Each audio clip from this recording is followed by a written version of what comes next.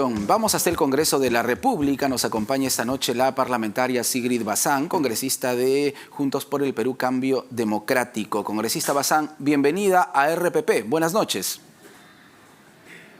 ¿Cómo está? Muy buenas noches. Muchas gracias.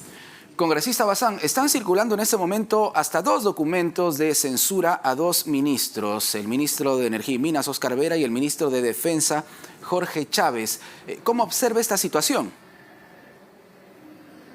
Mire, sin duda esto también ocurre luego de un cambio de gabinete en donde han salido varios ministerios y siempre hemos dicho que estos cambios no deben responder a temas políticos, sino también a temas de gestión, pese a que en algunos casos resulte la verdad, urgente, ¿no? En el caso del Ministerio de Defensa, creo que está muy claro lo que se ha expuesto y en particular, habiendo escuchado la interpelación, no ha habido una respuesta clara. Existen, además de los responsables que tienen que hallarse detrás de los asesinatos y de las muertes de nuestros representantes de las fuerzas del orden, también, por supuesto, responsabilidades en cuanto al manejo de la situación del Braem y otras zonas problemáticas de nuestro país. Existe no solamente el tema del narcotráfico, sino que también existen diversas mafias, existe corrupción y no sentimos que haya un ministerio que en estos momentos haya liderado algo que además viene siendo arrastrado por muchísimo tiempo. En el caso de Energía y Minas, entiendo que es más un tema político. Yo no he podido tener acceso todavía a la moción de interpelación completa y entiendo que ya se están adelantando censuras, pero sí creo que le toca al gobierno rendir cuentas porque basta de solo criticar a quienes los critican, sino también a decir qué se está haciendo y de eso tienen poco, ¿no? Para usted, Jorge Chávez, ¿debe renunciar al cargo? ¿Debe ser censurado? Mire, yo apostaría a que sí. Entiendo que hay opiniones divididas porque muchas veces cuando se habla de una censura o cuando se habla de una renuncia, inmediatamente se piensa en quién vendrá después. Y a veces uno está acostumbrado, como ciudadanos de repente me entenderán y sentirán mucha empatía detrás de la frase busquemos el mal menor. Pero lamentablemente en política hay un cansancio detrás de ese tipo de cálculos de quién vendrá después, será o no el mal menor, sino que en realidad cuando no hay un ministro que esté dando la talla hay que optar por estos mecanismos para que se evidencie que además no solamente estamos hablando de temas menores, estamos hablando de vidas que podrían salvarse si es que tuviéramos una estrategia concreta y eso es creo lo que ha faltado y lo que ameritaría sí. Como opinión personal lo digo, no como vocera, una salida del ministro, ¿no? Sin embargo, vuelve a preocupar este tema de la alta rotación de cargos ministeriales, ¿no? Vamos a terminar igual que con el expresidente Pedro Castillo, cambiando de ministros cada 2 o 3 meses. Mira, yo creo que eso responde a una debilidad institucional, pero además, y creo que eso se evidenció en la época del señor Castillo, había una debilidad detrás del partido que finalmente terminó rompiendo con el propio presidente, que debiera ser más bien su máximo representante. En el caso del gobierno actual con la señora Boluarte, más bien hay una sujeción, es decir, el Ejecutivo está supeditado también a la agenda que marca el Congreso de la República. En algunos casos es una agenda que, como he mencionado, tiene alguna justificación en un hecho atroz como el que hemos evidenciado, pero en otros casos simplemente es una agenda que responde a criterios políticos. Entonces, sin duda, hay una debilidad institucional. El congresista López, y creo que en esto sí estoy de acuerdo, ha mencionado que nos falta muchísimo por fortalecer, ¿no es cierto?, nuestra institucionalidad, y creo que ese es el gran problema que se está evidenciando detrás de todos estos cambios, ¿no? Y ya que hablamos de debilidades y fortalezas institucionales, ¿el Congreso de la República realmente tiene la legitimidad para investigar a la Junta Nacional de Justicia? Hay una investigación que ha sido planteada por la Comisión de Justicia de manera sumaria, 14 días. ¿Le parece correcto el camino? Mire, yo para responder un poco la pregunta en 2 partes, yo no creo que el Congreso tenga legitimidad. Y más allá de si creo o no en las encuestas, creo que sí, este Congreso, esta gestión se ha ganado a pulso la indiferencia y el rechazo ya último de la mayoría de los peruanos y peruanas. Y en segundo lugar, más allá de si tiene o no legitimidad el Congreso, porque sin duda seguimos siendo congresistas y tenemos que seguir ejerciendo de alguna manera funciones, está muy mal planteada esta investigación cuyo plan de trabajo, además de ser, si no me equivoco, de una cara, se acaba de aprobar, entiendo, hace poquísimo, ha sido aprobado incluso con reserva porque se dijo que se iba a detallar, cosa que no se ha hecho hasta la fecha, e incluso no se ha planteado el discutir ¿Qué es una falta grave?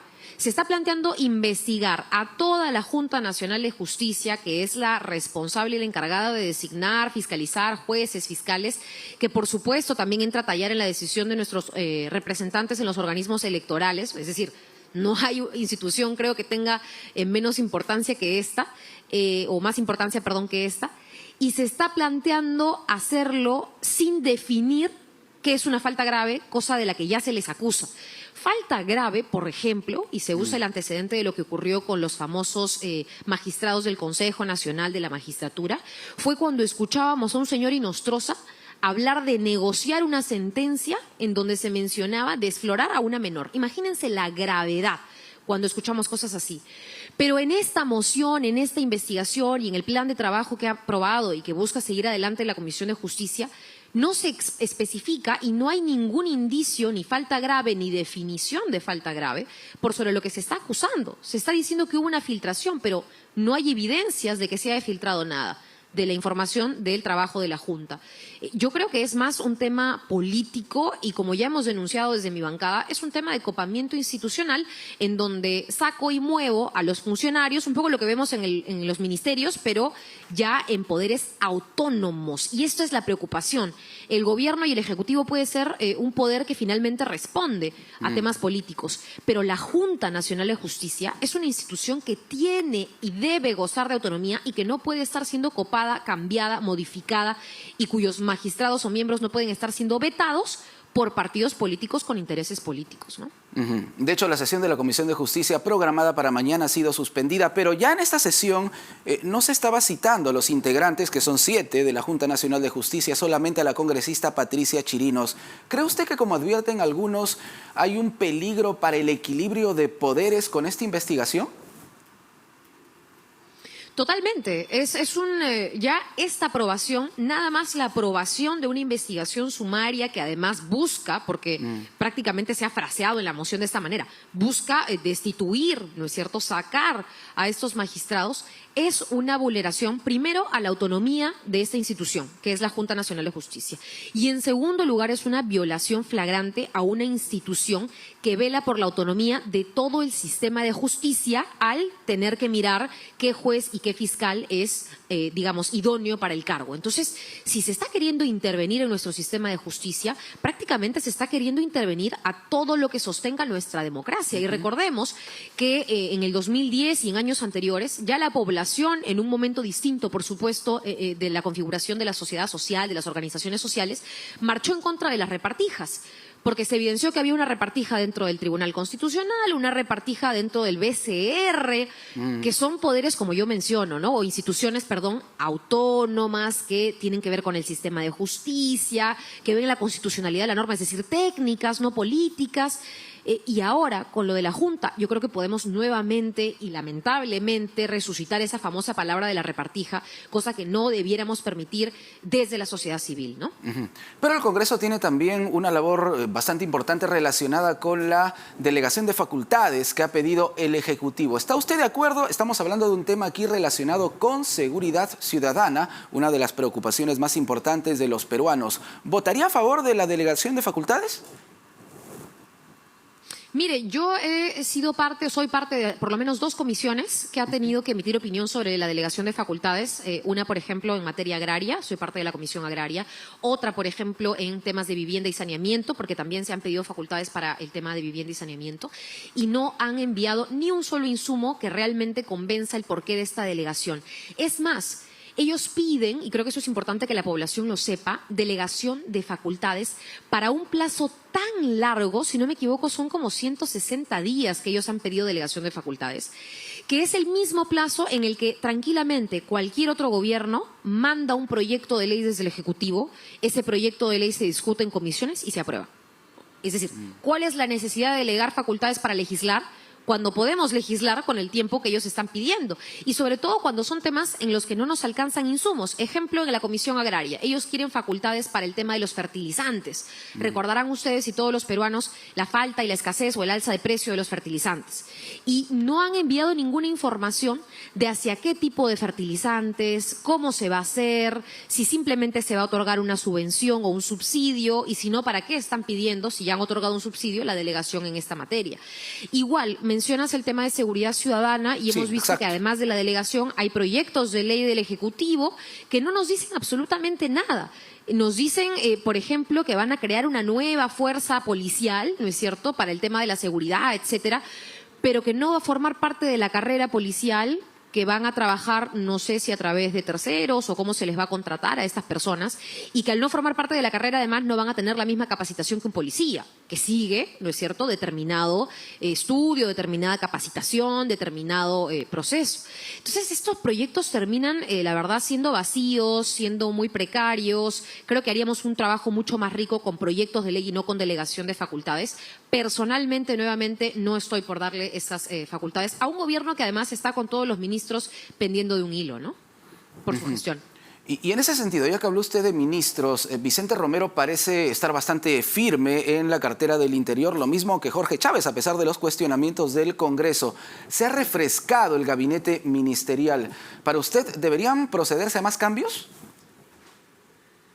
Mire, para mí hay un tema de principios. Y esto empieza porque a la entrada de este gobierno se cometen de manera impune asesinatos a peruanos de manera flagrante y que hasta el día de hoy no se están investigando como corresponde. Independientemente de quiénes sean, las vidas de estas personas y por supuesto que sus familiares y deudos merecen justicia, y hay responsables políticos que hasta el día de hoy están muy tranquilos y muy cómodos en una situación que para el Perú no es cómoda. Y la ha rechazado y la ha observado la comunidad internacional, que parece que para algunos temas, como cuando se quejaban del fraude del señor Castillo, iban a tocar las puertas, pero para otros temas rechazan y simplemente quieren hacer, digamos, la vista ciega. Entonces, yo sí considero que hay un tema de principio, hay un tema de justicia que ameritaría que esas dos carteras den un paso al costado ya. Sin embargo, entiendo que esa no es la voluntad del Congreso y que más bien han esperado a que haya otros temas políticos o de repente la oportunidad de incorporar a otros ministros de otras fuerzas políticas para que finalmente presionen, ¿no? Finalmente, ya que hablábamos de las movilizaciones dentro del pedido de delegación de facultades, se ha metido por ahí un tema bastante polémico que buscaría de una u otra manera sancionar incluso a medios de comunicación que, no sé, si informen o hasta promuevan las manifestaciones. Desde su bancada, ¿cómo ve este punto específico, congresista Bazán? Mira, a mí me parece increíble porque además creo que aquí estamos en una misma línea de unidad. No solamente busca no sé si la palabra es censurar, pero en todo caso restringir la libertad de expresión en cuanto a medios, sino también la libertad de expresión de las propias autoridades. Porque en el fraseo del proyecto, de la propuesta, sale autoridades y medios de comunicación que busquen, y equipara dos cosas, que busquen instigar el delito al disturbio y que convoquen a marchas. Convocar una marcha no es infringir en un delito, y mucho menos el delito de disturbios, ¿no? Creo que varios congresistas de las fuerzas que proponen esto han participado de marchas, que las han llamado marchas por la paz o que las han llamado marchas por lo que fuere. Entonces, no es equiparable una movilización con un delito. No es un delito, no es el delito de disturbio, no es ningún otro delito, es un derecho constitucional. Y que alguien quiera convocar o no, sea una persona de prensa, ¿no?, de repente va un poco con la línea de su medio, sea una autoridad que es oposición, es claramente no solamente una violación a la libertad de expresión, sino es mellar la democracia por la cual uno tiene la capacidad, la libertad y el derecho a disentir, a oponerse.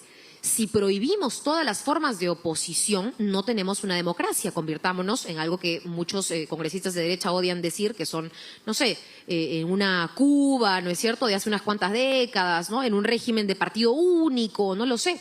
Porque ahí no hay oposición, ahí todo lo que dice el gobierno es lo que se hace, todo lo que dice la mayoría política es lo que se hace. Entonces, si realmente tenemos espíritu democrático, seamos de izquierda o seamos de derecha, necesitamos permitir, como en toda democracia, la oposición. Y la oposición se organiza en movilizaciones, se organiza en proyectos distintos, critica a través de los medios, fiscaliza, que es algo que los medios hacen. A veces se confunde que el medio fiscalice a que el medio esté en tu contra. El medio tiene derecho a investigar, tiene derecho a informar sobre una movilización Muy y bien. creo que ahí hay una línea muy delgada que se está cruzando. Muy bien, congresista Bazán, muchísimas gracias por este diálogo con RPP. Buenas noches. A usted, muchas gracias, buenas noches. Sigrid Bazán, parlamentaria de la República, con nosotros aquí en Sin Vueltas. Y a propósito